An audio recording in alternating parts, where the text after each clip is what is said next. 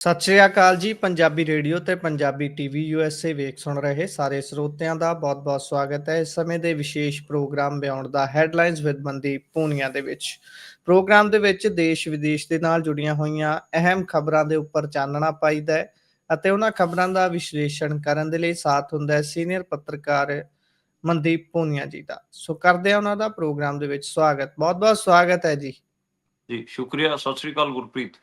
ਸਤਿ ਸ਼੍ਰੀ ਅਕਾਲ ਜੀ। ਖਬਰਾਂ ਦਾ ਕਰਦੇ ਹਾਂ ਰੁਖ। ਤਾਂ ਸਭ ਤੋਂ ਪਹਿਲੀ ਖਬਰ ਗਵਾਂਢੀ ਮੁਲਕ ਦੀ ਸਾਂਝੀ ਕਰ ਲੈਂਦੇ ਹਾਂ। ਪਾਕਿਸਤਾਨ ਦੇ ਉੱਪਰ ਜੇਕਰ ਚਾਨਣਾ ਪਾਈਏ ਤਾਂ ਇਮਰਾਨ ਖਾਨ ਲੰਬੇ ਸਮੇਂ ਤੋਂ ਜੇਲ੍ਹ 'ਚ ਹੈ। ਟੀਵੀ ਤੇ ਉਸਦਾ ਨਾਮ ਤੱਕ ਲੈਣ ਦੀ ਮਨਾਹੀ ਹੈ ਪਾਕਿਸਤਾਨ ਦੇ ਅੰਦਰ। ਇਹੋ ਜਿਹੇ ਤਣਾਅਪੂਰਨ ਮਾਹੌਲ ਦੇ ਵਿੱਚ ਉਸ ਦੀ ਭੈਣ ਦੇ ਵੱਲੋਂ, ਉਸਦੇ ਪਰਿਵਾਰ ਦੇ ਵੱਲੋਂ ਇਨਫੈਕਟ ਇਹ ਕਿਹਾ ਜਾ ਰਿਹਾ ਸੀ ਵੀ ਇਮਰਾਨ ਖਾਨ ਦੇ ਨਾਲ ਉਹਨਾਂ ਦੀ ਮੁਲਾਕਾਤ ਨਹੀਂ ਹੋ ਰਹੀ, ਨਾ ਹੀ ਕੋਈ ਸੁੱਖ ਸੁਨੇਹਾ ਆ ਰਿਹਾ ਹੈ। ਮੌਤ ਦੀਆਂ ਅਫਵਾਹਾਂ ਉੜੀਆਂ, ਪਰ ਉਹਨਾਂ ਅਟਕਲਾਂ ਤੇ ਅੱਜ ਉਸ ਸਮੇਂ ਵਿਰਾਮ ਲੱਗ ਗਿਆ ਜਦੋਂ ਉਹਨਾਂ ਦੀ ਭੈਣ ਦੀ ਮੁਲਾਕਾਤ ਉਹਨਾਂ ਦੇ ਨਾਲ ਕਰਵਾਈ ਗਈ ਹੈ। ਇਮਰਾਨ ਖਾਨ ਦੇ ਨਾਲ ਉਹਨਾਂ ਦੀ ਭੈਣ ਦੀ ਮੁਲਾਕਾਤ ਹੋ ਜਾਣ ਤੋਂ ਬਾਅਦ ਕੀ ਕੁਝ ਨਿਕਲ ਕੇ ਬਾਹਰ ਆਇਆ ਹੈ ਕਿ ਉਹਨਾਂ ਦੀ ਭੈਣ ਜਿਹੜੀ ਹੈ ਉਸਨੇ ਕੁਝ ਖਾਸ ਗੱਲਾਂ ਆ ਕੇ ਮੀਡੀਆ ਨਾਲ ਸਾਂਝੀਆਂ ਕੀਤੀਆਂ ਨੇ। ਇਮਰਾਨ ਖਾਨ ਜੇਕਰ ਜਿੰਦਾ ਹੈ ਤਾਂ ਕਿਸ ਹਾਲਤ 'ਚ ਹੈ? ਦੇਖੋ, ਪਾਕਿਸਤਾਨ ਦੇ ਜਿਹੜੇ ਸਾਬਕਾ ਪ੍ਰਧਾਨ ਮੰਤਰੀ ਹੈਗੇ ਇਮਰਾਨ ਖਾਨ, ਉਹ ਰਾਵਲਪਿੰਡੀ ਦੀ ਅਡਿਆਲਾ ਜੇਲ੍ਹ 'ਚ ਬੰਦ ਹੈਗੇ। ਪਿਛਲੇ ਦਿਨੀ ਲਗਾਤਾਰ ਇੱਕ ਅਫਵਾਹ ਇੱਕ ਹਫ਼ਤੇ ਤੱਕ ਇਹ ਗਰਮ ਰਹੀ ਕਿ ਇਮਰਾਨ ਖਾਨ ਦੀ ਮੌਤ ਹੋ ਗਈ ਹੈਗੀ ਆ। ਕਈ ਸਾਰੇ ਲੋਕਾਂ ਨੇ ਕਈ ਕਿਸਮ ਦੇ ਕਮੈਂਟ ਕੀਤੇ ਤੇ ਉਹਦਾ ਜਿਹੜਾ ਪਰਿਵਾਰ ਸੀ ਉਹ ਵੀ ਐਜੀਟੇਟਿਡ ਹੋਇਆ। ਜਿਹੜੀ ਅਡਿਆਲਾ ਜੇਲ੍ਹ ਸੀ ਉਹਦੇ ਬਾਹਰ ਵੀ ਇਕੱਠ ਵੀ ਹੋਏ। PTI ਦੇ ਜਿਹੜੇ ਲੋਕ ਸੀਗੇ ਉਹ ਵੀ ਇਕੱਠੇ ਹੋਏ ਸੀਗੇ ਤੇ ਹੁਣ ਫਾਈਨਲੀ ਜਿਹੜੀ ਹੁਕੂਮਤ ਹੈ ਉਹਨੂੰ ਇਹ ਸਮਝ ਆਇਆ ਕਿ ਸਾਨੂੰ ਮਿਲਾ ਦੇਣਾ ਚਾਹੀਦਾ ਪਰਿਵਾਰ ਦੇ ਇੱਕ ਮੈਂਬਰ ਨੂੰ, ਕਿਉਂਕਿ ਪੂਰੇ ਪਾਕਿਸਤਾਨ 'ਚ ਜਿਹੜੀ ਇਹ ਅਫਵਾਹ ਸੀ ਇਹਨੂੰ ਸੱਚ ਮੰਨਿਆ ਜਾਣ ਲੱਗ ਗਿਆ ਸੀਗਾ ਕਿ ਇਮਰਾਨ ਖਾਨ ਦੀ ਮੌਤ ਹੋ ਚੁੱਕੀ ਹੈ। ਉਹਨਾਂ ਦੀ ਭੈਣ ਉਜ਼ਮਾ ਖਾਨ ਅੱਜ ਮਿਲੇ ਨੇ ਅਡਿਆਲਾ ਜੇਲ੍ਹ 'ਚ ਜਾ ਕੇ। 20 ਮਿੰਟ ਉਹਨਾਂ ਦੀ ਮੁਲਾਕਾਤ ਰਹੀ ਹੈ। ਉਹਨਾਂ ਨੇ ਕਿਹਾ ਕਿ ਉਹ ਫਿਜ਼ੀਕਲੀ ਤਾਂ ਤੰਦਰੁਸਤ ਨੇ, ਪਰ ਉਹ ਮੈਂਟਲੀ ਉਹਨਾਂ ਨੂੰ ਬਹੁਤ ਜ਼ਿਆਦਾ ਹਰਾਸ ਕੀਤਾ ਜਾ ਰਿਹਾ ਹੈਗਾ, ਉਹਨਾਂ ਨੂੰ ਜੀ ਬਹੁਤ ਜ਼ਿਆਦਾ ਤੰਗ ਕੀਤਾ ਜਾ ਰਿਹਾ ਹੈਗਾ। ਉਹਦੇ 'ਚ ਜਿਹੜੇ ਉਹਨਾਂ ਦੀ ਭੈਣ ਜੀ ਹੈਗੇ ਉਹਨਾਂ ਦਾ ਕਹਿਣਾ ਹੈਗਾ ਕਿ ਜਿਹੜਾ ਆਸਿਮ ਮੁਨੀਰ ਹੈ ਜੀ ਉਹ ਉਹਨਾਂ ਨੂੰ ਤੰਗ ਕਰ ਰਿਹਾ ਹੈਗਾ। ਆਸਿਮ ਮੁਨੀਰ ਉਹਨਾਂ ਦੇ ਪ੍ਰੈਸ਼ਰ ਜ਼ਿਆਦਾ ਪਾ ਰਿਹਾ ਹੈਗਾ, ਮੈਂਟਲ ਪ੍ਰੈਸ਼ਰ। ਇਹ ਗੱਲ ਉਹਨਾਂ ਵੱਲੋਂ ਆਖੀ ਗਈ ਹੈਗੀ ਆ। ਬਾਕੀ ਮਤਲਬ ਹੋਰ ਇਹਦੇ ਵੱਖ-ਵੱਖ ਜਿਹੜੇ ਲੋਕ ਨੇ ਉਹ ਵੀ ਲਗਾਤਾਰ ਲਿਖ ਹੀ ਰਹੇ ਸੀ, ਕਮੈਂਟ ਕਰ ਹੀ ਰਹੇ ਸੀ। ਪਾਕਿਸਤਾਨ 'ਚ ਇੱਕ ਚਰਚਾ ਦਾ ਵਿਸ਼ਾ ਤਾਂ ਸੀਗਾ ਤੇ ਜੀ ਉਹਦੇ ਤੇ ਇੱਕ ਘੱਟੋ ਘੱਟ ਮੌਤ ਵਾਲੀ ਖਬਰ ਤੇ ਤਾਂ ਮਤਲਬ ਵਿਰਾਮ ਲੱਗਿਆ ਹੈਗਾ। ਉਹਦੇ ਤਾਂ ਮਤਲਬ ਠੱਲ ਪਈ ਹੈ, ਪਰ ਬਾਕੀ ਦੇਖਦੇ ਹਾਂ ਕਿ ਅੱਗੇ ਕਿਵੇਂ ਹੋਣਗਾ, ਕਿਉਂਕਿ ਕੱਲ 3 ਦਸੰਬਰ ਨੂੰ ਵੀ ਜਿਹੜੇ PTI ਦੇ ਜਿਹੜੇ ਉਹਨਾਂ ਦੀ ਪਾਰਟੀ ਦੇ ਸਮਰਥਕ ਹੈਗੇ ਆ, ਕਾਰਜਕਰਤਾ ਹੈਗੇ ਆ, ਉਹਨਾਂ ਨੇ ਰਾਵਲਪਿੰਡੀ ਦੇ ਵਿੱਚ ਇਕੱਠ ਰੱਖਿਆ ਹੋਇਆ ਹੈਗਾ ਤੇ ਦੇਖਦੇ ਹਾਂ ਉਹਦੇ 'ਚ ਉਹ ਕੀ ਕੁਝ ਫੈਸਲਾ ਲੈਂਦੇ ਨੇ। 5 ਦਸੰਬਰ ਨੂੰ ਵੀ ਇੱਕ ਵੱਡਾ ਧਰਨਾ ਪ੍ਰਦਰਸ਼ਨ ਕਰਨ ਦੀ ਗੱਲ ਉਹਨਾਂ ਵੱਲੋਂ ਆ ਰਹੀ ਹੈ। ਜੀ।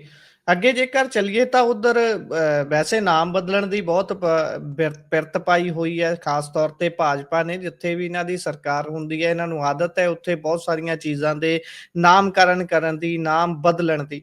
ਤੇ ਹੁਣ ਕੁਝ ਹੋਰ ਨਾਮ ਬਦਲੇ ਗਏ ਨੇ ਜਿਨ੍ਹਾਂ ਦੇ ਵਿੱਚ ਸਭ ਤੋਂ ਮੁੱਖ ਹੈ ਪ੍ਰਧਾਨ ਮੰਤਰੀ ਦਾ ਕਾਰਿਆਲੇ, ਜਿਸ ਦਾ ਨਾਮ ਬਦਲ ਕੇ ਹੁਣ ਸੇਵਾ ਤੀਰਥ ਰੱਖ ਦਿੱਤਾ ਹੈ। ਇਹ ਪੰਜਾਬ ਦੇ ਵਿੱਚ ਵੀ ਏਦਾਂ ਹੋਇਆ ਸੀ ਵੀ ਰਾਜ ਨਹੀਂ ਸੇਵਾ, ਹੁਣ ਇਹ ਵੀ ਸੇਵਾ ਵੱਲ ਨੂੰ ਤੁਰ ਪਏ ਨੇ ਜੀ। ਇਹ ਤਾਂ ਕਹਿ ਵੀ ਰਹੇ ਨੇ ਇਨਫੈਕਟ ਵੀ ਭਾਈ ਅਸੀਂ ਸੱਤਾ ਤੋਂ ਸੇਵਾ ਦੇ ਵੱਲ ਵੱਧ ਰਹੇ ਹਾਂ।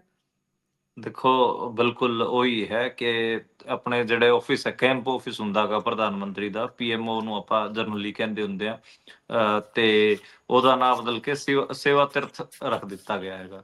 ਹੁਣ ਉਹਦਾ ਨਾਮ ਜੀ ਬਦਲ ਕੇ ਭਾਵੇਂ ਉਹ ਰਾਮ ਮੰਦਿਰ ਰੱਖ ਦਿੰਦੇ, ਉਹਦਾ ਜੀ ਕੀ ਫਰਕ ਪੈਂਦਾ ਸੀਗਾ? ਸੇਵਾ ਤੀਰਥ ਤੇ ਤੀਰਥ ਕੀ ਹੁੰਦਾ ਗਾ? ਤੀਰਥ ਕੀ ਹੁੰਦਾ? ਤੁਹਾਨੂੰ ਮੈਂ ਇੱਕ ਛੋਟਾ ਜਿਹਾ, ਜੇ ਆਪਾਂ ਉਸ ਦੀ ਗੱਲ ਵੀ ਕਰੀਏ ਕਿ ਹਿੰਦੂ ਮਾਈਥੋਲੋਜੀ ਦੀ ਵੀ ਗੱਲ ਕਰੀਏ, ਤੀਰਥ ਹੁੰਦੀ ਹੈ ਪਵਿੱਤਰ ਸਥਾਨ, ਠੀਕ ਜੀ ਹੈ, ਜਿੱਥੇ ਜਾ ਕੇ ਆਪਾਂ ਜਾਂਦੇ ਆ ਤੇ ਆਪਾਂ ਉੱਥੋਂ ਦੇ ਦਰਸ਼ਨ ਕਰਦੇ ਆ।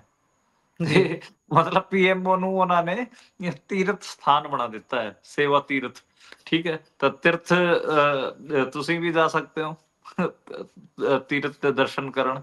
ਬਾਕੀ ਜਿਹੜਾ ਸੈਂਟਰਲ ਸੈਕਟਰੀਏਟ ਹੈ, ਕੇਂਦਰੀ ਸਚਿਵਾਲय, ਸੈਂਟਰਲ ਸੈਕਟਰੀਏਟ ਦਾ ਇਹਨਾਂ ਨੇ ਨਾਂ ਬਦਲ ਕੇ ਰੱਖਤਾ ਕਰਤਵ ਭਵਨ, ਠੀਕ ਜੀ ਹੈ। ਮਤਲਬ ਤੇ ਰਾਜ ਭਵਨ ਦਾ ਨਾਂ ਬਦਲ ਕੇ ਰੱਖ ਦਿੱਤਾ ਗਿਆ ਹੈਗਾ ਲੋਕ ਭਵਨ। ਹੂੰ ਹੁਣ ਇਹ ਨਾਂ ਬਦਲਣ ਨਾਲ ਕੀ ਹੁੰਦਾ ਗਾ? ਦੇਖੋ ਗੁਰਪ੍ਰੀਤ ਜੀ, ਤੁਹਾਨੂੰ ਲੱਗੂਗਾ ਕਿ ਇਹ ਮਨਦੀਪ ਕਿਸ ਕਿਸਮ ਦੀ ਗੱਲ ਕਰ ਰਿਹਾ। ਵਰਡ ਜਿਹੜਾ ਸ਼ਬਦ ਹੁੰਦੇ ਨਾ, ਅੱਖਰ, ਉਹਨਾਂ ਦੀ ਵੀ ਇੱਕ ਜੀ ਸਿਆਸਤ ਹੁੰਦੀ ਹੈ। ਜਿਵੇਂ ਜੀ ਜੀ 1991 ਦੇ ਵਿੱਚ ਜਦੋਂ ਇੰਡੀਆ ਦੀ ਜਿਹੜੀ ਇਕੋਨਮੀ ਸੀ ਉਹ ਖੋਲੀ ਗਈ, ਉਸ ਟਾਈਮ ਸ਼ਬਦ ਵਰਤਿਆ ਗਿਆ ਲਿਬਰਲਾਈਜੇਸ਼ਨ। ਲਿਬਰਲਾਈਜੇਸ਼ਨ ਨੂੰ ਬੇਸਿਕਲੀ ਹਿੰਦੀ ਚ ਟਰਾਂਸਲੇਟ ਕੀਤਾ ਗਿਆ ਉਦਾਰੀਵਾਦ, ਉਦਾਰੀਕਰਨ ਹੂੰ ਤੇ ਜੀ ਲਿਬਰਲਾਈਜੇਸ਼ਨ। ਇਹ ਸ਼ਬਦ ਦੋਵੇਂ ਲੱਗਦੇ ਨੇ ਕਿ ਪਤਾ ਨਹੀਂ ਕਿੰਨਾ ਕੁ ਸੌਖਾ ਕੰਮ ਕੀਤਾ ਗਿਆ ਹੈਗਾ, ਲੇਕਿਨ ਜਿਹੜੀ ਐਲਪੀਜੀ ਕੀਤੀ ਗਈ, ਲਿਬਰਲਾਈਜੇਸ਼ਨ, ਗਲੋਬਲਾਈਜੇਸ਼ਨ, ਪ੍ਰਾਈਵੇਟਾਈਜੇਸ਼ਨ 91 ਚ, ਉਹਦੇ ਕੀ ਜੀ ਸਿੱਟੇ ਨਿਕਲੇ ਇੰਡੀਆ ਤੇ, ਕੀ ਉਹਦੇ ਅਸਰ ਪਏ, ਉਹਦੇ ਬਾਰੇ ਕੋਈ ਗੱਲ ਨਹੀਂ ਕਰਦਾ। ਮਤਲਬ ਸ਼ਬਦ ਤਾਂ ਏਦਾਂ ਦੇ ਚੁਣ ਲਏ ਗਏ ਕਿ ਜਿਹੜੇ ਬਹੁਤ ਮਤਲਬ ਜ਼ਬਰਦਸਤ ਸੀਗੇ, ਪਰ ਉਹਦੇ ਜਿਹੜੇ ਸਿੱਟੇ ਸੀਗੇ ਉਹ ਉਸ ਸ਼ਬਦਾਂ ਤੇ ਪੁੱਠੇ ਨਿਕਲੇ। ਹੁਣ ਜੀ ਪ੍ਰਾਈਵੇਟਾਈਜੇਸ਼ਨ ਕਿੰਨਾ ਮਤਲਬ ਮਾੜਾ ਸ਼ਬਦ ਜੇ ਉਸ ਐਂਗਲ ਤੋਂ ਦੇਖੀਏ ਕਿ ਚੀਜ਼ਾਂ ਨੂੰ ਪ੍ਰਾਈਵੇਟ ਹੱਥਾਂ 'ਚ ਦੇਣ ਵਾਲੇ 'ਚ, ਤੇ ਲੇਕਿਨ ਅੱਜ ਦੇ ਟਾਈਮ ਪ੍ਰਾਈਵੇਟਾਈਜੇਸ਼ਨ ਸ਼ਬਦ ਨੂੰ 90s ਤੋਂ ਬਾਅਦ ਖਾਸ ਕਰ ਉਹਨੂੰ ਬਹੁਤ ਗਲੋਰੀਫਾਈ ਕੀਤਾ ਜਾ ਰਿਹਾ ਹੈਗਾ। ਅੱਜ ਵੀ ਮੈਂ ਮਤਲਬ ਸੁਣਦਾ ਤਾਂ ਬਹੁਤ ਸਾਰੇ ਜਿਹੜੇ ਇੰਡੀਆ ਦੇ ਵਿੱਚ ਇਕੋਨਮਿਸਟ ਨੇ ਜਾਂ ਫਿਰ ਵਿਸ਼ਲੇਸ਼ਕ ਨੇ, ਉਹ ਕਹਿੰਦੇ ਨੇ ਕਿ ਸਾਰਾ ਕੁਝ ਪ੍ਰਾਈਵੇਟਾਈਜ਼ ਕਰ ਦੇਣਾ ਚਾਹੀਦਾ ਸਰਕਾਰ ਨੂੰ, ਸਰਕਾਰ ਸਿਰਫ ਜੀ ਸਿਕਿਉਰਿਟੀ ਸਾਂਭੇ। ਤਾਂ ਹੂੰ ਇੱਥੋਂ ਤੱਕ ਜਿਹੜਾ ਮਤਲਬ ਸ਼ਬਦਾਂ ਦਾ ਮਾਮਲਾ ਹੁੰਦਾ ਗਾ, ਤੇ ਮਤਲਬ ਸੇਵਾ ਤੀਰਥ ਨਾਂ ਰੱਖ ਦੇਣਾ, ਪੀਐਮਓ ਮਤਲਬ ਪ੍ਰਧਾਨ ਮੰਤਰੀ ਦੇ ਕੈਂਪ ਆਫਿਸ ਦਾ ਨਾਂ ਹੋਣਾ, ਪ੍ਰਧਾਨ ਮੰਤਰੀ ਆਫਿਸ ਦਾ ਨਾਂ ਹੋਣਾ ਸੇਵਾ ਤੀਰਥ, ਯਾਨੀ ਕਿ ਉਹ ਤੀਰਥ ਹੈ। ਜੇ ਕੋਈ ਉੱਥੇ ਜਾਊਗਾ ਤਾਂ ਮਤਲਬ ਉਹ ਸ਼ਰਧਾ ਭਾਵ ਨਾਲ, ਸੇਵਾ ਨਾਲ, ਉੱਥੇ ਸੇਵਾ ਦੇ ਕੰਮ ਹੁੰਦੇ ਨੇ। ਇਹ ਜਿਹੜੀ ਜੀ ਸ਼ਬਦਾਂ ਦੀ ਪੋਲਿਟਿਕਸ ਕਰਨ ਦੀ ਕੋਸ਼ਿਸ਼ ਹੈ, ਮਤਲਬ ਇਹਦਾ ਮਤਲਬ ਜੇ ਤੁਸੀਂ ਕੁੱਲ ਮਿਲਾ ਕੇ ਸਿੱਟਾ ਕੱਢੋਗੇ ਤਾਂ ਨਿਕਲਣਾ ਕੱਖ ਨਹੀਂ। ਠੀਕ ਹੈ, ਜੀ ਤੁਸੀਂ ਮਤਲਬ ਇਹਨੂੰ ਚਲਾਏ ਚੱਲੋ ਅੱਗੇ ਅੱਗੇ, ਨਾ ਕੱਲ ਨੂੰ ਤੁਸੀਂ ਆਪਣੇ ਜਿਹੜਾ ਪ੍ਰਧਾਨ ਮੰਤਰੀ ਆਵਾਸ ਹੈ ਉਹਦਾ ਨਾਂ ਤੁਸੀਂ ਪਤਾ ਨਹੀਂ ਕੁਛ ਕੁੰਡ ਰੱਖ ਦੋਗੇ, ਹੈ ਜੀ ਸੇਵਾ ਕੁੰਡ ਰੱਖ ਦੋਗੇ, ਕੁਛ ਵੀ ਰੱਖੇ ਚੱਲੋ, ਪਰ ਜਿਹੜੇ ਚੀਜ਼ਾਂ ਦੇ ਨਾ ਅਸਲ ਮੀਨਿੰਗ ਹੁੰਦੇ ਆ, ठीक है, ਜੀ वो की चीज है, वो सेवा तीर्थ है सच्ची हो, या वो प्रधानमंत्री ऑफिस है, वो ਜੀ प्रधानमंत्री ऑफिस है, प्राइम मिनिस्टर ਦਾ ਆਫਿਸ ਹੈ। ਤੇ ਉਹ ਹੂੰ ਚੀਜ਼ਾਂ ਦੇ ਆਪਣੇ ਅਸਲ, ਕੱਲ ਨੂੰ ਕੋਈ ਚੰਦਰਮਾ ਨੂੰ ਕਹਿਣ ਲੱਗ ਜਾਵੇ ਕਿ ਉਹ ਚੰਦਰਮਾ ਨਹੀਂ ਹੈ, ਉਹ ਤਾਂ ਭਗਵਾਨ ਹੈ, ਜੀ ਚੰਦਰਮਾ ਭਗਵਾਨ ਹੈ, ਕਹਿੰਦੇ ਵੀ ਨੇ ਲੋਕ। ਉਹਦੇ ਹੂੰ ਕਰਕੇ ਉਹ ਸਾਇੰਸ ਜਾਂ ਫਿਰ ਜਿਹੜਾ ਟੈਕਸਟ ਬੁੱਕਸ ਆਪਾਂ ਨੂੰ ਪੜ੍ਹਾਇਆ ਜਾਂਦਾ ਹੈਗਾ, ਉਹ ਥੋੜੀ ਨਾ ਬਦਲ ਦਿੱਤਾ ਜਾਊਗਾ। ਤਾਂ ਇਹ ਜਿਹੜਾ ਮੈਥੋਲੋਜੀਕਲ ਜਿਹੜਾ ਟੱਚ ਦਿੱਤਾ ਜਾ ਰਿਹਾ ਹੈਗਾ, ਲੋੜ ਸੀਗੀ ਸਾਇੰਟੀਫਿਕ ਟੈਂਪਰਾਮੈਂਟ ਵੱਲ ਵਧਣ ਦੀ, ਪਰ ਜੀ ਜਿਹੜਾ ਟੱਚ ਹੈ ਉਹ ਕਿਤੇ ਨਾ ਕਿਤੇ ਰਿਲੀਜੀਅਸ ਤੇ ਜਿਹੜਾ ਮਾਈਥੋਲੋਜੀਕਲ ਟੱਚ ਹੈ ਉਹ ਦਿੱਤਾ ਜਾ ਰਿਹਾ ਹੈਗਾ ਚੀਜ਼ਾਂ। ਜੀ ਇਹੀ ਤਾਂ ਗੱਲ ਹੈ ਨਾ, ਬੜੀ ਇਹ ਸ਼ਬਦਾਂ ਦੀ ਜਿਹੜੀ ਤੁਸੀਂ ਗੱਲ ਕੀਤੀ ਹੈ ਕਿ ਬਹੁਤ ਖੇਲ ਤਕੜਾ ਹੁੰਦਾ, ਇਹੀ ਤਾਂ ਗੱਲ ਹੈ ਜਿਹੜੀ ਹੁਣ ਇਹ ਵੀਰ ਬਾਲ ਦਿਵਸ ਮਨਾਉਂਦੇ ਨੇ। ਜਦੋਂ ਇਤਿਹਾਸ 'ਚ ਜਦੋਂ ਉਸ ਨੂੰ ਪਿੱਛੇ ਝਾਕ ਕੇ ਦੇਖਿਆ ਜਾਊਗਾ ਤਾਂ ਵੀਰ ਬਾਲ ਦਿਵਸ ਉਹ ਸ਼ਬਦ ਕਿਹੋ ਜਿਹਾ ਜਾਪੂਗਾ ਕਿਸੇ ਨੂੰ। ਜਾਂ ਫਿਰ ਤੁਸੀਂ ਬੀਤੇ ਦਿਨੀ ਇੱਕ ਖਬਰ ਸਾਂਝੀ ਕੀਤੀ ਸੀ, ਹਰਿਆਣੇ ਦੇ ਵਿੱਚ ਬੰਦਾ ਸਿੰਘ ਬਹਾਦਰ ਹੋਣਾ ਦਾ ਜਿਹੜਾ ਸਮਾਰਕ ਦਾ ਉਦਘਾਟਨ ਕੀਤਾ ਸੀ, ਉਸ ਨੂੰ ਕਿਸ ਤਰੀਕੇ ਦੇ ਨਾਲ ਕੀਤਾ ਗਿਆ, ਕਿਹੜੇ ਸ਼ਬਦ ਬੰਦਾ ਬੈਰਾਗੀ ਜਾਂ ਹੋਰ ਸ਼ਬਦ, ਬੰਦਾ ਬੈਰਾਗੀ ਤਾਂ ਚਲੋ ਕਹਿੰਦੇ ਨੇ, ਹੋਰ ਸ਼ਬਦ ਜਿਹੜੇ ਹਿੰਦੂ ਨਹੀਂ ਆਈਡੀਓਲੋਜੀ ਨਹੀਂ, ਦੇ ਨਾਲ ਬੰਦਾ ਜੋੜ ਕੇ ਬੈਰਾਗੀ ਵਰਤੇ। ਸ਼ਬਦ ਡਿਬੇਟੇਬਲ ਹੈ ਭਾਈ, ਡਿਬੇਟੇਬਲ ਜੀ ਸ਼ਬਦ ਹੈ। ਜਿਹੜੇ ਜੀ ਹਿਸਟੋਰੀਅਨ ਉਹਨੂੰ ਬੰਦਾ ਬੈਰਾਗੀ ਐਸਟੈਬਲਿਸ਼ ਕਰਨ ਚ ਲੱਗੇ ਹੁੰਦੇ ਆ, ਉਹ ਡਿਬੇਟੇਬਲ ਹੈ। ਜੀ ਡਿਬੇਟੇਬਲ ਇਸ ਕਰਕੇ ਹੈਗਾ ਕਿ ਮੰਨ ਲਓ ਕਿ ਇੱਕ ਤਾਂ ਇਹ ਕਿ ਉਹ ਗੁਰੂ ਦਾ ਸਿੱਖ ਬਣ ਗਿਆ ਸੀ, ਬਣ ਗਏ ਸੀਗੇ ਉਹ, ਠੀਕ ਹੈ, ਬੈਰਾਗੀ ਤੇ ਨਹੀਂ ਸੀ। ਉਹਨੂੰ, ਹਾਂ, ਤੇ ਜੀ ਉੱਥੋਂ ਉੱਥੇ ਉਸ ਆਈਡੈਂਟੀਟੀ ਚ ਰਿਡਿਊਸ ਕਰਨਾ ਕਿੰਨਾ ਕੁ ਜਾਇਜ਼ ਹੈਗਾ। ਤਾਂ ਜੀ ਉਹ ਮਤਲਬ ਉਹੀ ਖੇਲ ਡਿਬੇਟੇਬਲ, ਸਾਰਾ ਸ਼ਬਦਾਂ ਦਾ ਹੀ ਹੈ। ਬਿਲਕੁਲ। ਜੀ। ਅੱਗੇ ਚੱਲਦੇ ਹਾਂ, ਇਹ ਤੋਂ ਅਗਲੀ ਗੱਲ ਕਰੀਏ ਤਾਂ ਉੱਧਰ ਚੋਣ ਸੁਧਾਰਾਂ ਨੂੰ ਲੈ ਕੇ ਲੋਕ ਸਭਾ ਦੇ ਵਿੱਚ 9 ਦਸੰਬਰ ਨੂੰ ਕਹਿੰਦੇ ਚਰਚਾ ਹੋਣੀ ਹੈ। ਸਰਕਾਰ ਨੇ ਕਹਿੰਦੇ ਵੀ ਫੌਰਨ ਬਹਿਸ ਕਰਨ ਦੇ ਲਈ ਜਿਹੜੀ ਮੰਗ ਰੱਖੀ ਗਈ ਸੀ, ਵਿਰੋਧੀਆਂ ਦੇ ਵੱਲੋਂ ਬਹਿਸ ਹੋ ਰਹੀ ਸੀ ਇਸ ਗੱਲ ਨੂੰ ਲੈ ਕੇ, ਵਿਰੋਧੀਆਂ ਦੇ ਵੱਲੋਂ ਉਹਨਾਂ ਨੂੰ ਮਨਾ ਲਿਆ ਆਖਿਰਕਾਰ। ਤੇ ਇਹ ਚੋਣ ਸੁਧਾਰ ਵੈਸੇ ਕੀ ਹੁੰਦੇ ਨੇ, ਇਹ ਤਾਂ ਸ਼ਾਇਦ ਭੁੱਲ ਹੀ ਗਿਆ ਹੈ ਚੋਣ ਆਯੋਗ ਵੀ ਤੇ ਸਰਕਾਰਾਂ ਵੀ, ਕਿਉਂਕਿ ਆਮ ਤੌਰ ਤੇ ਜਦੋਂ ਹੁਣ ਆਪਾਂ ਗੱਲਾਂ ਕਰਦੇ ਤਾਂ ਚੋਣ ਸੁਧਾਰ ਮੰਨਿਆ ਜਾਂਦਾ, SIR ਵਰਗੀਆਂ ਚੀਜ਼ਾਂ ਨੂੰ ਚੋਣ ਸੁਧਾਰ ਮੰਨਿਆ ਜਾਂਦਾ ਹੈ ਵੀ ਭਾਈ ਆਪਾਂ ਹੁਣ ਬੈਲਟ ਪੇਪਰ ਦੀ ਜਗ੍ਹਾ ਦੂਸਰੇ ਤਰੀਕੇ ਦੇ ਨਾਲ ਚੋਣਾਂ ਕਰੀਏ, ਮਸ਼ੀਨੀ ਯੁੱਗ ਦੇ ਨਾਲ। ਪਰ ਬਹੁਤ ਸਾਰੇ ਦੇਸ਼ ਤਾਂ ਇਸ ਤੋਂ ਪਿੱਛੇ ਹਟੇ ਨੇ। ਦੂਜੇ ਪਾਸੇ ਜਿਹੜੀ ਗੱਲ ਆਮ ਤੌਰ ਤੇ ਹੁੰਦੀ ਹੈ, ਉਹ ਹੁੰਦੀ ਹੈ ਵੀ ਬਰਾਬਰੀ ਨਾਲ ਸਾਰਿਆਂ ਨੂੰ ਚੋਣ ਲੜਨ ਦਾ ਮੌਕਾ ਮਿਲੇ। ਉਹ ਤਾਂ ਇਹ ਇਲੈਕਟੋਰਲ ਸਿਸਟਮ ਹੀ ਇੰਨਾ ਮਹਿੰਗਾ ਹੋ ਚੁੱਕਿਆ ਅੱਜ ਦੇ ਸਮੇਂ 'ਚ, ਇੱਕ ਆਮ ਵਿਅਕਤੀ ਕਿਸੇ ਵੱਡੇ ਧਨਾੜ ਵਿਅਕਤੀ ਦੇ ਬਰਾਬਰ ਖੜ ਤਾਂ ਸਕਦਾ ਇਲੈਕਸ਼ਨ ਦੇ ਵਿੱਚ, ਪਰ ਨਾ ਤਾਂ ਉਸ ਕਿਸਮ ਨਾਲ ਪ੍ਰਚਾਰ ਕਰਦਾ, ਨਾ ਲੜਾਈ ਲੜ ਸਕਦਾ। ਉਹ ਤਾਂ ਬਹੁਤ ਦੂਰ ਦੀਆਂ ਚੀਜ਼ਾਂ ਰਹਿ ਗਈਆਂ ਨੇ। ਕੀ ਲੱਗਦਾ ਇਹ ਜਿਹੜੀ 9 ਤਰੀਕ ਨੂੰ ਚਰਚਾ ਹੋਣੀ ਹੈ, ਇਸ ਦੇ ਵਿੱਚ ਇਸ ਗੱਲ ਨੂੰ ਕੋਈ ਛੂਹੂਗਾ, ਜਾਂ ਫਿਰ ਇਸ ਸਮੇਂ ਜਿਹੜੇ ਕਾਬਜ ਧਿਰਾਂ ਨੇ ਜਾਂ ਫਿਰ ਕਾਬਜ ਲੀਡਰ ਜਿਹੜਾ ਇੱਕ ਵਾਰੀ ਹੋ ਜਾਂਦਾ, ਉਹ ਨਹੀਂ ਚਾਹੁੰਦਾ ਵੀ ਇਲੈਕਟੋਰਲ ਸੁਧਾਰ ਇਸ ਕਿਸਮ ਦੇ ਹੋਣ ਜਿਨ੍ਹਾਂ ਨਾਲ ਆਮ ਵਿਅਕਤੀ ਨੂੰ ਵੀ ਬਰਾਬਰ ਦਾ ਮੌਕਾ ਮਿਲੇ? ਦੇਖੋ, ਇਹ ਬੜੀ ਚਾਲਾਕੀ ਕੀਤੀ ਹੈ ਸਰਕਾਰ ਨੇ 8 ਦਸੰਬਰ ਨੂੰ ਤਾਂ ਰੱਖ ਲਿਆ ਵੰਦੇ ਮਾਤਰਮ ਤੇ ਚਰਚਾ, ਤੇ 9 ਜੀ, ਦਸੰਬਰ ਨੂੰ ਰੱਖਿਆ ਹੈਗਾ ਇਲੈਕਟੋਰਲ ਰਿਫਾਰਮਸ ਤੇ, ਚੋਣ ਸੁਧਾਰ ਤੇ ਜੀ, ਚਰਚਾ। ਹੁਣ 8 ਅਕਤੂਬਰ ਨੂੰ 8 ਦਸੰਬਰ ਨੂੰ ਸੌਰੀ ਜਿਹੜਾ ਵੰਦੇ ਮਾਤਰਮ ਤੇ ਡਿਬੇਟ ਹੋਣੀ, ਉਹਦੇ 'ਚ ਕੋਈ ਨਾ ਕੋਈ ਮੁਸਲਮਾਨ ਸਾਂਸਦ MP ਜਿਹੜਾ ਹੈਗਾ ਉਹ ਖੜੇ ਹੋ ਕੇ ਉਹਦਾ ਵਿਰੋਧ ਕਰੂਗਾ, ਕਹੂਗਾ ਕਿ ਯਾਰ ਇਹ ਗਲਤ ਹੈ, ਇਹ ਇੱਕ ਰਿਲੀਜੀਅਸ ਨਾਰਾ ਗਾ, ਅਸੀਂ ਕਿਉਂ ਲਾਈਏ?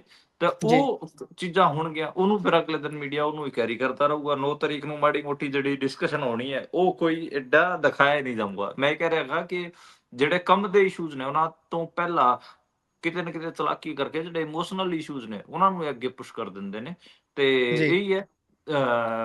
ਬਾਕੀ ਅੱਜ ਪ੍ਰੋਟੈਸਟ ਵੀ ਕੀਤਾ ਸੀ ਆਪੋਜੀਸ਼ਨ ਪਾਰਟੀਆਂ ਨੇ।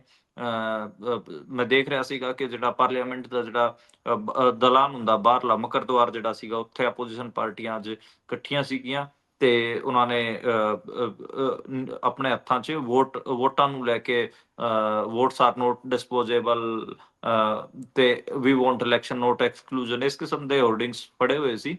ਤੇ ਅੱਜ ਉਹ ਵੀ ਕੀਤਾ। ਬਾਅਦ 'ਚ ਫਿਰ ਸਰਕਾਰ ਨੇ ਮੰਨ ਲਿਆ ਹੈਗਾ ਕਿ 9 ਦਸੰਬਰ ਨੂੰ ਅਸੀਂ ਇਸ ਤੇ ਚਰਚਾ ਰੱਖਾਂਗੇ। ਦੇਖਦੇ ਹਾਂ ਕਿ SIR ਦੀ ਤੇ ਜਿਹੜੀ ਚਰਚਾ ਹੋਊਗੀ ਉਹਦੇ 'ਚ ਨਿਕਲੂਗਾ ਕੀ। ਪਰ ਬਾਕੀ ਮੈਨੂੰ ਘੱਟ ਹੀ ਲੱਗਦਾ ਗਾ ਕਿ ਇਹਦੇ ਤੇ ਕੋਈ ਸਾਰਥਕ ਚਰਚਾ ਹੋ ਪਾਊਗੀ SIR ਤੇ। ਠੀਕ ਹੈ ਕਿ ਆਪੋਜੀਸ਼ਨ ਪਾਰਟੀਆਂ ਵਾਲੇ ਜਿਹੜੇ ਲੋਕ ਹੈਗੇ ਆ, ਈਵਨ ਆਪੋਜੀਸ਼ਨ ਲੀਡਰ ਜਿਹੜੇ ਰਾਹੁਲ ਗਾਂਧੀ ਹੈਗੇ ਆ, ਉਹ ਲਗਾਤਾਰ ਇਸ ਇਸ਼ੂ ਨੂੰ ਚੁੱਕ ਰਹੇ ਨੇ, ਪਰ ਮੈਨੂੰ ਥੋੜਾ ਘੱਟ ਹੀ ਚਾਂਸ ਲੱਗਦੇ ਨੇ। ਜ਼ਿਆਦਾਤਰ ਜਿਹੜੀ ਇਹ ਚਰਚਾ ਹੈਗੀ ਆ ਉਹ ਰਿਟੋਰਿਕ 'ਚ ਤਬਦੀਲ ਹੋ ਜਾਊਗੀ, ਤੇ ਇਹਦੇ 'ਚ ਜ਼ਿਆਦਾ ਨਾਅਰੇਬਾਜ਼ੀ ਹੀ ਦੇਖਣ ਨੂੰ ਆਪਾਂ ਨੂੰ ਮਿਲੂਗੀ 9 ਦਸੰਬਰ। ਜੀ। ਸੋ ਵੇਖਾਂਗੇ ਇਸ ਸਾਰੇ ਦੇ ਵਿੱਚ ਬਣਦਾ ਕੀ ਹੈ, ਕੀ ਸੀਰੀਅਸਲੀ ਕਿਸੇ ਵੀ ਮੁੱਦੇ ਤੇ ਡਿਬੇਟ ਹੁੰਦੀ ਹੈ ਜਾਂ ਫਿਰ ਹਰ ਵਾਰ ਦੀ ਤਰ੍ਹਾਂ ਬਹਿਸ ਦੀ ਭੇਟ ਚੜ੍ਹ ਜਾਂਦੇ ਨੇ ਇਹ ਸੈਸ਼ਨ। ਅੱਗੇ ਚੱਲਦੇ ਹਾਂ, ਅਗਲੀ ਗੱਲ ਸੰਚਾਰ ਸਾਥੀ ਐਪ ਦੀ ਕਰਦੇ ਹਾਂ।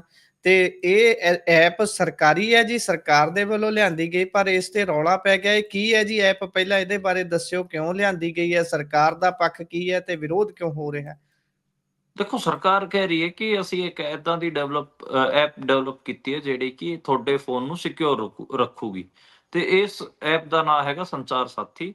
ਤੇ ਜਿਹੜਾ ਟੈਲੀਕਾਮ ਮਿਨਿਸਟਰੀ ਹੈ ਉਹਨੇ ਇਸ ਨੂੰ ਡਿਵੈਲਪ ਕੀਤਾ ਹੈ। ਕੇਂਦਰੀ ਸੰਚਾਰ ਮੰਤਰੀ ਜਿਹੜੇ ਹੈਗੇ ਆ ਜੋਤਿਰਾਦਿੱਤਿਆ ਸਿੰਧੀਆ, ਉਹਨਾਂ ਨੇ ਇਹਨੂੰ ਕਿਹਾ, ਇਹਨੂੰ ਅੱਗੇ ਪੁਸ਼ ਕੀਤਾ ਹੈਗਾ, ਤੇ ਇਹ ਫੋਨਾਂ 'ਚ ਇੰਸਟਾਲ ਹੋਊਗੀ। ਹੁਣ ਇਹਦੇ 'ਚ ਦਿੱਕਤ ਕੀ ਹੈ? ਦਿੱਕਤ ਇਹ ਹੈ ਕਿ ਇਸ ਐਪ ਰਾਹੀਂ ਕੀ ਜਿਹੜੀ ਸਰਕਾਰ ਹੈ ਉਹ ਸਾਡੇ ਫੋਨਾਂ ਤੇ ਸਰਵੇਲੈਂਸ ਕਰਨਾ ਚਾਹੁੰਦੀ ਹੈਗੀ, ਆਪਣੇ ਨਾਗਰਿਕਾਂ ਦੇ ਫੋਨਾਂ ਤੇ ਸਰਵੇਲੈਂਸ ਕਰਨਾ ਚਾਹੁੰਦੀ ਹੈਗੀ ਆ, ਤੇ ਹੋਰ ਵੀ ਕਈ ਸਾਰੇ ਚੀਜ਼ ਨੇ। ਪ੍ਰਿਯੰਕਾ ਗਾਂਧੀ ਸਭ ਤੋਂ ਪਹਿਲਾਂ ਨਿਕਲ ਕੇ ਆਏ ਜਿਨ੍ਹਾਂ ਨੇ ਇਸ ਦਾ ਵਿਰੋਧ ਕੀਤਾ। ਪ੍ਰਿਯੰਕਾ ਗਾਂਧੀ ਨੇ ਕਿਹਾ ਕਿ ਇਹ ਕਿਤੇ ਨਾ ਕਿਤੇ ਸਰਕਾਰ ਜਾਸੂਸੀ ਕਰਨਾ ਚਾਹੁੰਦੀ ਹੈ ਨਾਗਰਿਕਾਂ ਦੀ।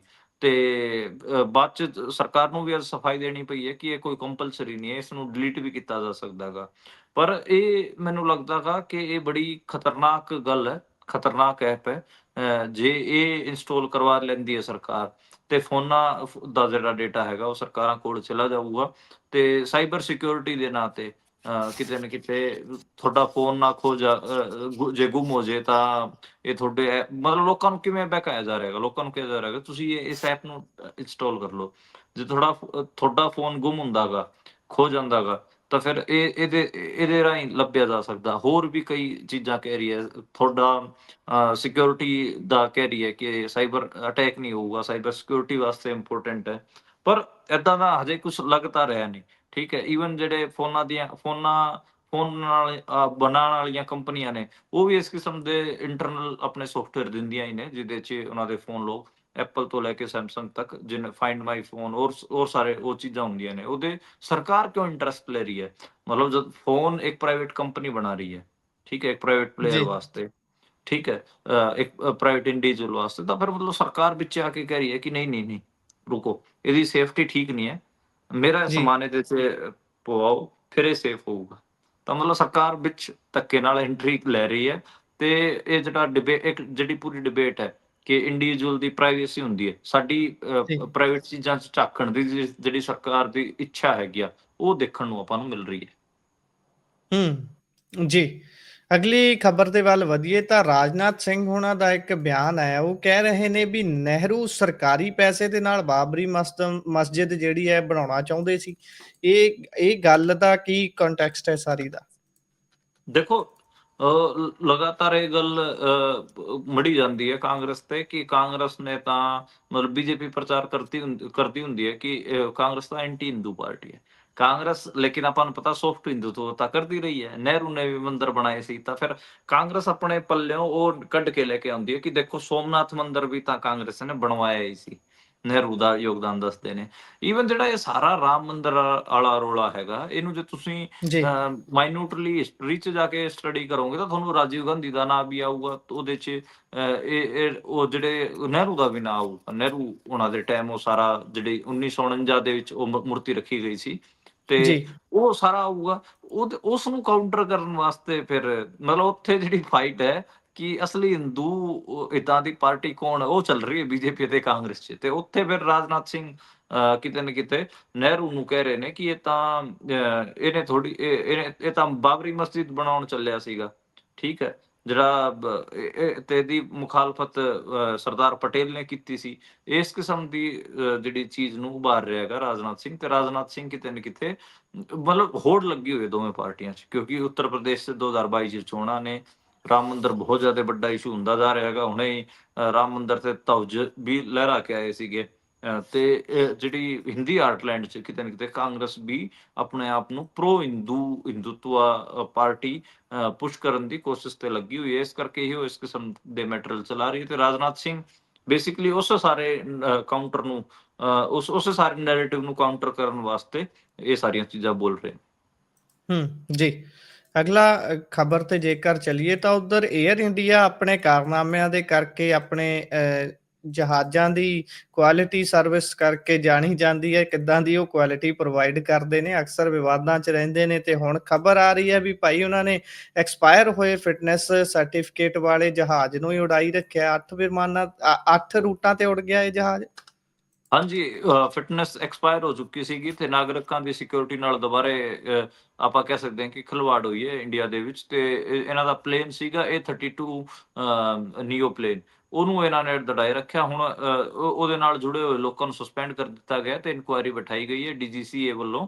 ਤੇ ਇੰਨਾ ਹੀ ਨਹੀਂ, ਮਤਲਬ ਮੈਂ ਤਾਂ ਦੇਖ ਰਿਹਾ ਸੀਗਾ ਕਿ ਅੱਜ ਇਹ ਮੈਂ ਹਰ ਰੋਜ਼ ਹੀ ਆਪਾਂ ਇਸ ਕਿਸਮ ਦੀਆਂ ਖਬਰਾਂ ਲੈ ਰਹੇ ਹਾਂ ਏਅਰਪਲੇਨ ਦੇ ਰਿਲੇਟਡ ਮਾਮਲਿਆਂ ਦੀ। ਇਸੇ ਕਰਕੇ ਲੈ ਰਹੇ ਹਾਂ ਕਿਉਂਕਿ ਮੈਂ ਦੇਖ ਰਿਹਾ ਹਾਂ ਕਿ ਕਿੰਨਾ ਪਬਲਿਕ ਟਰਾਂਸਪੋਰਟ ਨੂੰ ਲੈ ਕੇ ਕਿੰਨਾ ਕੁ ਜਿਹੜੇ ਇੰਡੀਆ ਵਾਲੇ ਹੈਗੇ ਆ ਉਹ ਮਤਲਬ ਵਿਜਿਲ ਨੇ, ਕਿੰਨਾ ਕੁ ਉਹ ਇਸ ਦਾ ਖਿਆਲ ਰੱਖਦੇ ਨੇ। ਹੁਣ ਬੰਬੇ ਜੈਪੁਰ ਦੀ ਇੱਕ ਫਲਾਈਟ ਸੀ, ਉਹਦਾ ਵੀ ਲੈਂਡਿੰਗ ਗੀਅਰ ਖਰਾਬ ਹੋ ਗਿਆ ਸੀ। ਐਮਰਜੈਂਸੀ ਲੈਂਡਿੰਗ ਕਰਾਈ ਗਈ, ਹਾਈਡ੍ਰੋਲਿਕ ਸਿਸਟਮ ਵੀ ਲੀਕ ਹੋਇਆ ਤੇ ਉਹਦੇ 'ਚ ਵੀ ਤਕਰੀਬਨ 190 ਦੇ ਨੇੜੇ ਤੇੜੇ ਜਿਹੜੇ ਨਾਗਰਿਕ ਸੀਗੇ ਉਹ ਸਵਾਰ ਸੀਗੇ, ਜਿਹੜੇ ਯਾਤਰੀ ਸੀ, ਯਾਤਰਾ ਕਰ ਰਹੇ ਸੀਗੇ। ਤਾਂ ਮਤਲਬ ਕਾਫੀ ਇਹਨੂੰ ਲੈ ਕੇ ਇਹ ਹੈਗਾ ਕਿ ਜਿਹੜਾ ਇਹ ਮੌਕੇ ਤੇ ਜਿਹੜਾ ਸਿਸਟਮ ਚੱਲ ਰਿਹਾ ਹੈਗਾ ਇੰਡੀਆ ਦੇ ਵਿੱਚ ਪਬਲਿਕ ਟਰਾਂਸਪੋਰਟ ਦਾ, ਉਹ ਕਿੰਨਾ ਕੁ ਸੇਫ ਹੈ। ਬੱਸਿਸ ਦੀ ਵੀ ਆਪਾਂ ਖਬਰ ਲੈਂਦੇ ਹਾਂ ਜਦੋਂ ਉਹਨਾਂ 'ਚ ਅੱਗ ਲੱਗਦੀ ਹੈ, ਲੋਕ ਮਾਰੇ ਜਾਂਦੇ ਨੇ। ਤੇ ਟ੍ਰੇਨਸ ਦਾ ਲਗਾਤਾਰ ਆਪਾਂ ਨੂੰ ਪਤਾ ਕਿਵੇਂ ਟ੍ਰੇਨ ਡੀਰੇਲ ਹੁੰਦੀਆਂ ਨੇ, ਉਹਦੇ 'ਚ ਨਾਗਰਿਕ ਮਾਰੇ ਜਾਂਦੇ ਨੇ। ਸੇਮ ਵਿਦ ਜੀ। ਫਲਾਈਟਸ, ਜਦੋਂ ਤੋਂ ਅਹਿਮਦਾਬਾਦ ਦਾ ਫਲਾਈਟ ਕ੍ਰੈਸ਼ ਹੋਇਆਗਾ ਉਸ ਤੋਂ ਬਾਅਦ ਹੀ ਲਗਾਤਾਰ ਆਪਾਂ ਇਸ ਕਿਸਮ ਦੀਆਂ ਖਬਰਾਂ ਲੈ ਹੀ ਰਹੇ ਹਾਂ, ਇਹਨਾਂ ਤੇ ਗੱਲ ਕਰ ਹੀ ਰਹੇ ਹਾਂ। ਤੇ ਇਹ ਬੜਾ ਮਤਲਬ ਏਅਰ ਇੰਡੀਆ ਵਾਸਤੇ ਕਿੰਨਾ ਮਤਲਬ ਉਹਨਾਂ ਨੂੰ ਸ਼ਰਮ ਆਉਣੀ ਚਾਹੀਦੀ ਕਿ ਉਹ ਇਸ ਕਿਸਮ ਦੇ ਏਅਰਪਲੇਨ ਨੂੰ ਉਡਾਈ ਫਿਰੀ ਗਏ ਜਿਹਦਾ ਫਿਟਨੈਸ ਐਕਸਪਾਇਰ ਹੋ ਚੁੱਕਿਆ ਸੀਗਾ। ਜੀ। ਇਹ ਕੋਈ ਬਾਹਲਾ ਧਿਆਨ ਵੀ ਨਹੀਂ ਕਰਦੇ, ਨਾ ਹੀ ਕੋਈ ਪਰਵਾਹ ਕਰਦੇ ਨੇ ਵੀ ਭਾਈ ਸਾਡੀ ਜਿਹੜੀ ਇੱਕ ਤਰੀਕੇ ਦੀ ਬ੍ਰਾਂਡ ਆਇਡੈਂਟਿਟੀ ਹੁੰਦੀ ਹੈ ਉਸ ਨੂੰ ਕਿੰਨਾ ਨੁਕਸਾਨ ਪਹੁੰਚ ਰਿਹਾ। ਬ੍ਰਾਂਡ ਆਇਡੈਂਟਿਟੀ ਬਚੀ ਹੀ ਕੀ ਹੈ। ਹਰ ਵਾਰ ਜਦੋਂ ਵੀ ਕੋਈ ਜ਼ਿਕਰ ਕਰਦਾ ਹੈ, ਟਿਕਟ ਬੁੱਕ ਕਰਨ ਦੀ ਗੱਲ ਵੀ ਕਰਦਾ ਹੈ, ਤਾਂ ਉਹ ਸਭ ਤੋਂ ਪਹਿਲਾਂ ਇਹ ਕਹਿੰਦਾ ਹੈ ਹੋਰ ਜਿਹੜੀ ਮਰਜ਼ੀ ਕਰ ਲਿਓ, ਇਸ ਦਾ ਬਚਾਅ ਹੀ ਕਰਿਓ।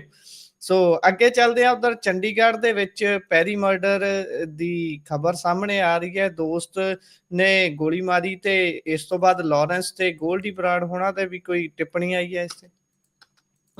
ਦੇਖੋ ਇਹ ਹੈ ਕਿ ਜਿਹੜਾ ਇੰਦਰਪ੍ਰੀਤ ਪੈਰੀ ਸੀਗਾ, ਉਹ ਆਪਾਂ ਨੂੰ ਪਤਾ ਹੈ ਕਿ ਲਾਰੈਂਸ ਬਿਸ਼ਨੋਈ ਅਤੇ ਗੋਲਡੀ ਬਰਾੜ ਦੋਵਾਂ ਦਾ ਹੀ ਦੋਸਤ ਰਿਹਾਗਾ, ਠੀਕ ਹੈ। ਮਤਲਬ ਈਵਨ ਸਾਡੇ ਕਾਲਜ ਡੇਜ਼ ਤੋਂ ਹੀ ਅਸੀਂ ਇਹ ਜਾਣਦੇ ਹੁੰਦੇ ਸੀਗੇ ਕਿ ਮਤਲਬ ਜਿਹੜੇ ਇਹਨਾਂ ਦਾ ਇਕੱਠਾ ਹੀ ਗਰੁੱਪ ਹੈ। ਮਤਲਬ ਮੈਂ ਜੀ, ਗੱਲ ਕਰ ਰਿਹਾ 2012 ਦੀ 11 ਦੀ, ਉਦੋਂ ਜੀ, ਅਸੀਂ ਦੇਖਦੇ ਹੁੰਦੇ ਸੀਗੇ ਕਿ ਉਸ ਟਾਈਮ ਵੀ ਇੰਦਰਪ੍ਰੀਤ ਪੈਰੀ ਦਾ ਨਾਂ ਲਿਆ ਜਾਂਦਾ ਸੀਗਾ ਕਿ ਚੰਡੀਗੜ੍ਹ ਚ ਲਾਰੈਂਸ ਦਾ ਜਿਹੜਾ ਕੰਮ ਹੈ, ਖਾਸ ਕਰ ਜੀ, ਚੰਡੀਗੜ੍ਹ ਲੋਕਲ ਮਾਰਕੀਟਾਂ ਦੇ ਵਿੱਚ, ਕਲੱਬਾਂ ਦੇ ਵਿੱਚ, ਉਹ ਜੀ, ਇਹ ਹੈਂਡਲ ਕਰਨ ਲੱਗ ਪਿਆ ਸੀਗਾ। ਤੇ 2014-15 ਤੱਕ ਤਾਂ ਆਂਦੇ ਲਾਰੈਂਸ ਜਿਹੜੀ ਬਿਸ਼ਨੋਈ ਗੈਂਗ ਹੈ ਉਹ ਖਾਸੀ ਵੱਡੀ ਹੋ ਗਈ ਸੀ, ਉਹਨੂੰ ਵੀ 4-5 ਸਾਲ ਹੋ ਗਏ ਸੀ ਜੇਲ੍ਹ 'ਚ ਜਾਏ ਹੋਏ।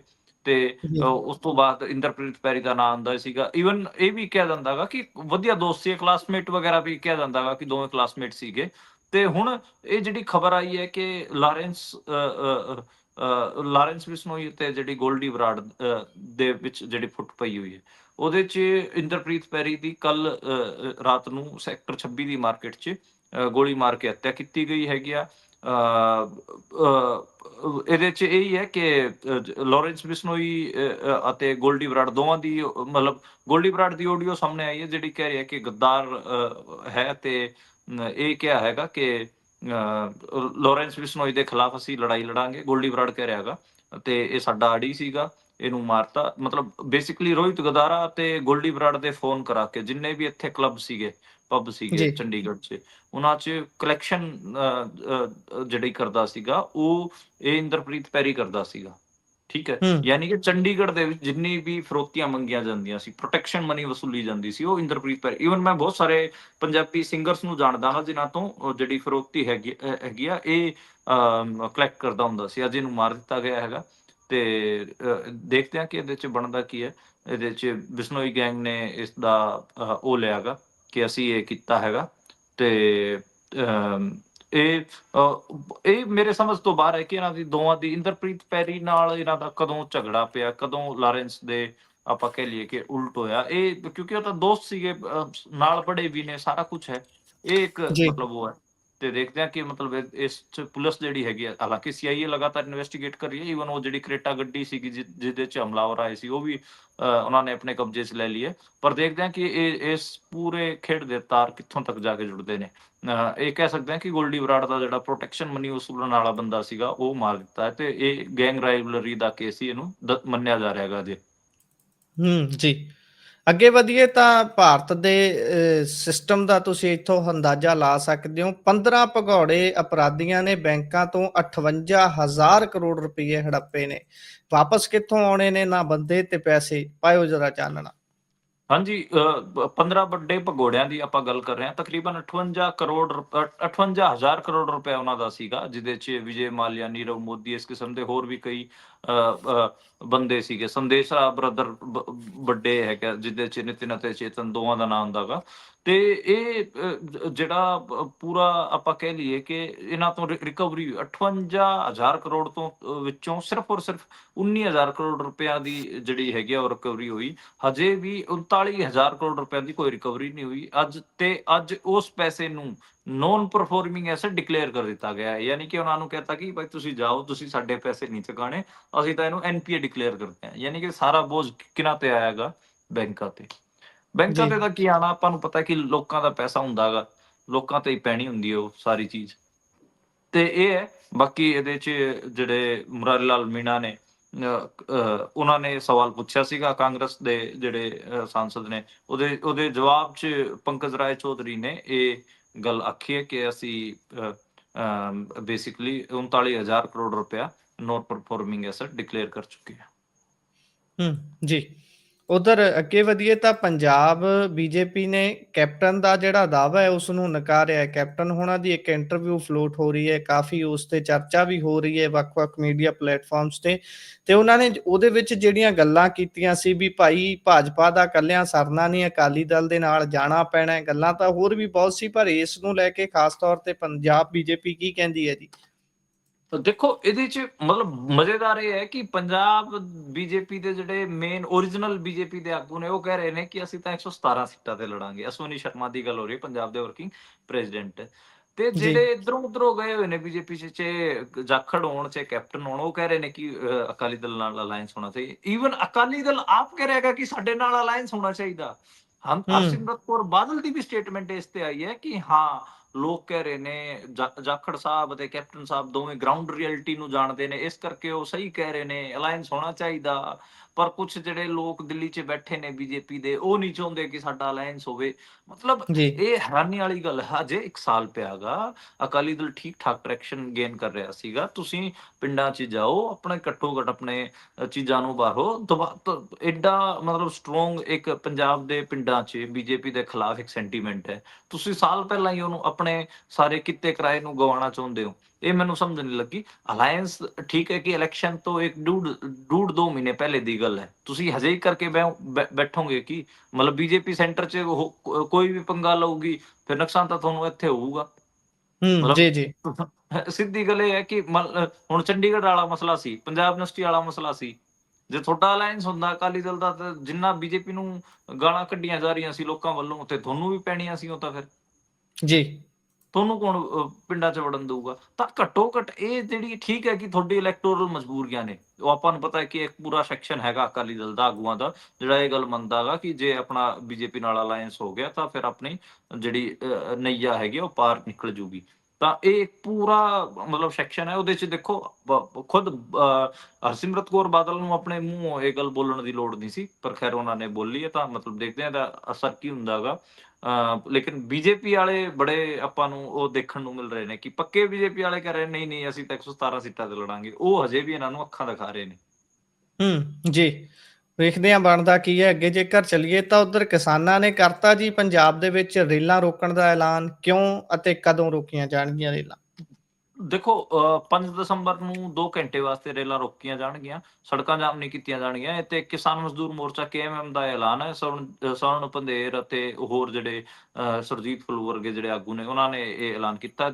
ਇਹ ਡਿਮਾਂਡ ਉਹੀ ਨੇ, MSP ਦੀ ਗਰੰਟੀ ਕਾਨੂੰਨ ਅਤੇ ਜਿਹੜਾ ਬਿਜਲੀ ਸ਼ੋਧ ਬਿੱਲ ਲੈ ਕੇ ਆ ਰਹੇ ਨੇ ਉਹਦੀ ਮੁਖਾਲਫਤ।